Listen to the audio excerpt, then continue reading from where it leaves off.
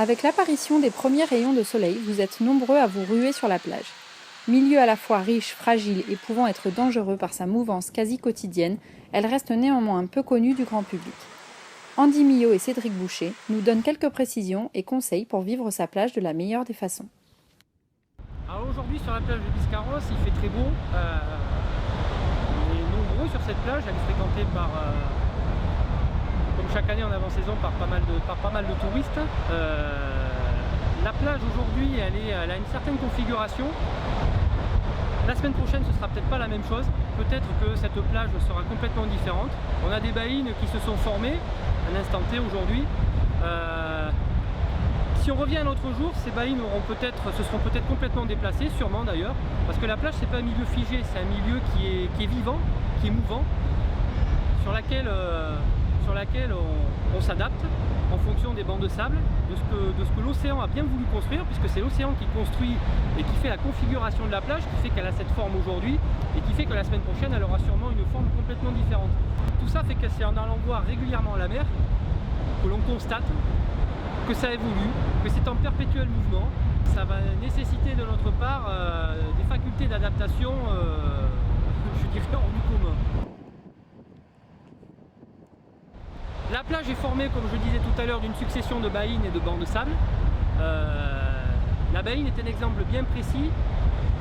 Si on devait illustrer par des images le fait que la plage est un milieu qui bouge et qui évolue de façon très régulièrement, la baïne en est vraiment un exemple bien précis.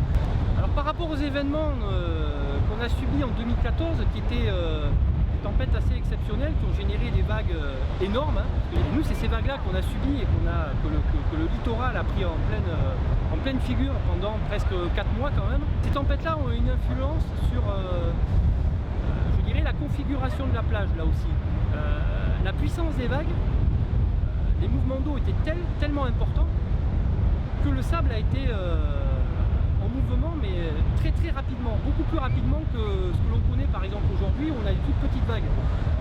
Donc ça a fait que ces conditions-là ont contribué à modifier la morphologie de la plage. Moi, si j'ai un conseil à donner aux gens qui viennent profiter de la plage et qui ont l'intention de se baigner, donc d'aller dans l'eau, c'est d'observer la plage et d'essayer de déterminer un petit peu. Alors c'est compliqué quand on n'a pas un œil marin ou un œil exercé, et c'est au moins d'essayer de comprendre comment tout ce milieu est organisé et comment il fonctionne.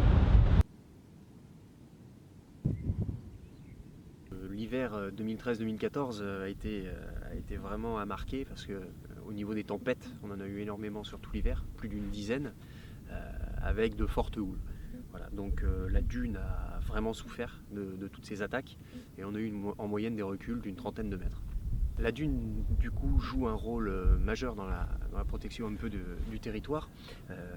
Elle a un rôle de zone tampon face aux attaques marines.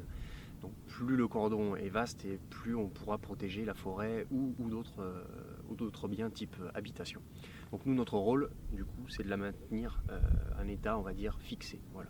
Donc un bon état, c'est de limiter le piétinement et d'essayer d'avoir des végétaux un peu partout.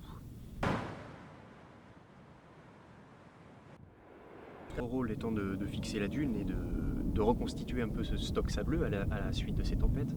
L'idée est de suivre un maximum les passages guidés prévus à cet effet pour préserver au mieux le milieu et puis surtout accéder à la plage en toute sécurité.